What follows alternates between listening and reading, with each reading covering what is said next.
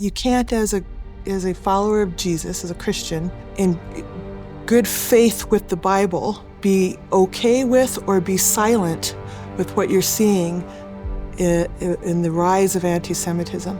I'm saying the same thing as a woman of color, as a person who has experienced absolute hatred coming towards me just because someone has seen the color of my skin and decided I don't matter.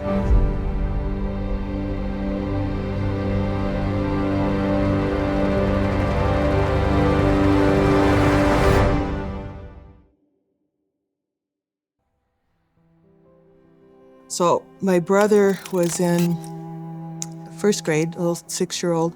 We had a babysitter that was close to the school, not where we lived. And my brother would walk home to that babysitter's house. Well, one day he didn't come home right to the babysitter's, right as expected, and the babysitter went out looking for him.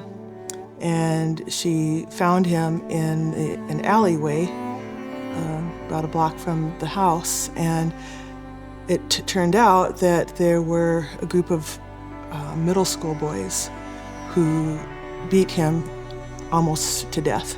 They had tied him to a tree, a weeping willow tree. They took the branches of that, they whipped him, they threw rocks at him, they beat him. Now as a 60-plus-year-old man, he has a traumatic brain injury as a result of that beating.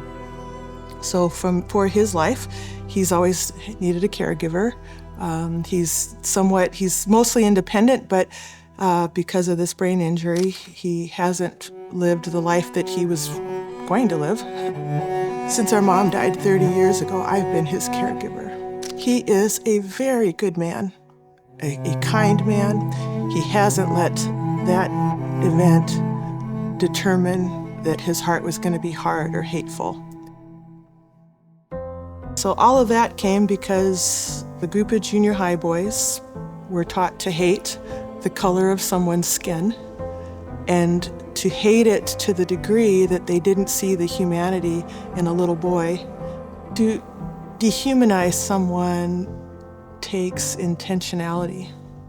You have to be willing to look at another figure that in other ways, looks like you, eyes, ears, hands, whatever, and decide that because of what matters to you, you're going to see them as less than. You're going to devalue them. You're going to say they don't matter, and to do that to the degree that you're willing to walk over them or step over them or allow an understanding of that person as other than human, it goes completely against what God calls us to do in caring for another. As I hear the news reports, as I see what's happening in the world, I'm deeply troubled by this rise of anti-Semitism, by this pursuit of how can we be more aggressively against Israel, more aggressively against the Jewish people. What has become important to me is to not stay silent about the wrongness of that, because I think dehumanizing anyone goes against exactly what God has said. He even says, love those who cursed you.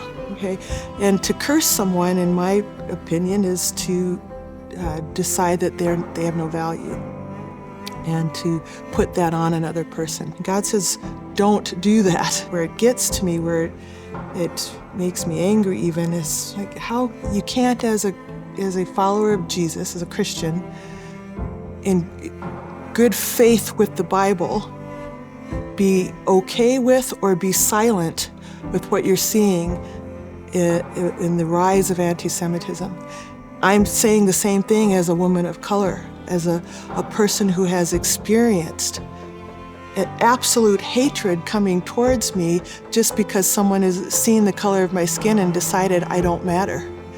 So, you know what? One of the other things God says is bear one another's burdens. And that's not a a light statement. He's, in fact, says, bear one another's burdens, and doing so you fulfill the law of Christ. And the law of Christ is love one another as I have loved you, right? So that's, how can we then be silent? We can't be silent. We need to take a stand against the rise and rationalization of evil, and to decide that the Jewish people don't matter because they're Jewish. That's something we can't be silent about.